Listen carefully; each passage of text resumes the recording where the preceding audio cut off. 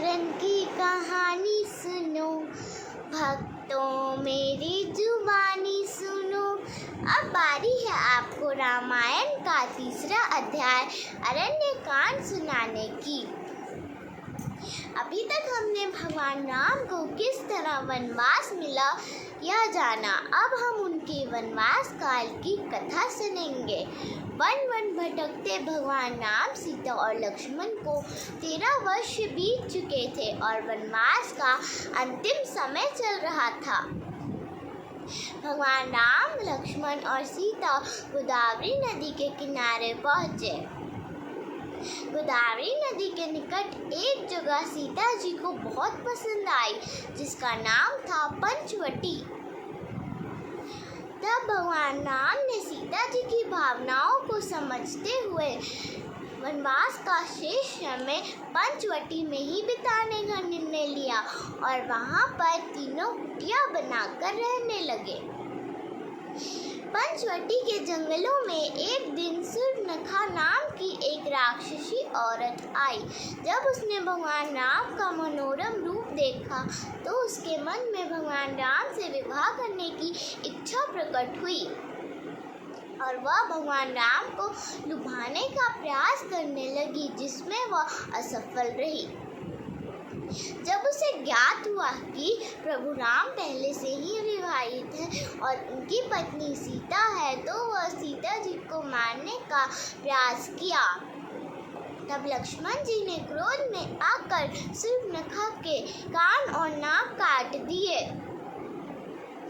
जब इस बात की खबर सूर्पनखा के राक्षस भाई खर को पता चली, तो वह अपने राक्षस सैनिकों के साथ जिस पंचवटी में राम, सीता और लक्ष्मण कुटिया बनाकर रह रहे थे, वहां पर उसने हमला कर दिया। भगवान राम और लक्ष्मण ने खर और उसके सभी सैनिकों का वध कर दिया।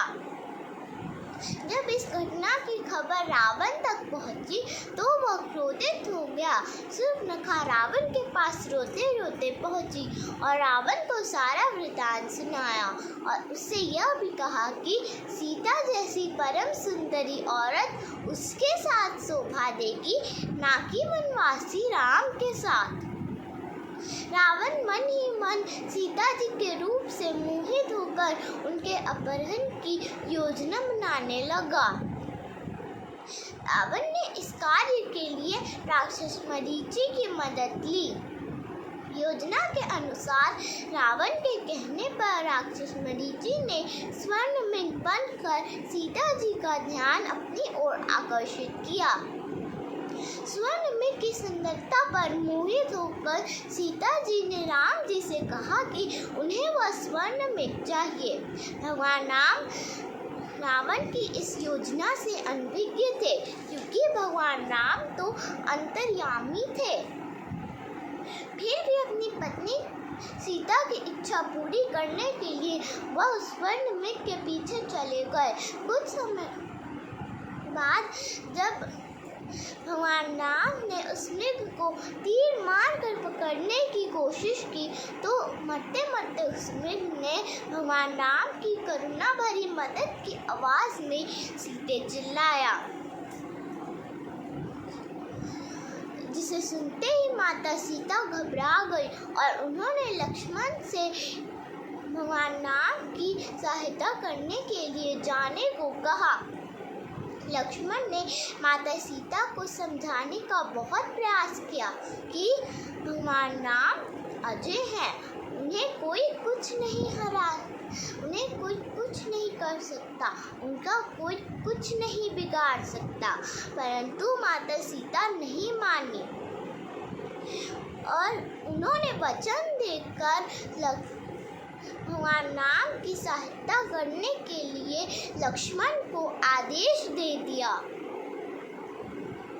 लक्ष्मण माता सीता की बात मानना तो चाहते थे, लेकिन वह माता सीता को कुटिया में अकेला नहीं छोड़ना चाहते थे। इसीलिए लक्ष्मण ने कुटिया से जाते वक्त कुटिया के चारों ओर एक लक्ष्मण रेखा खींच दी।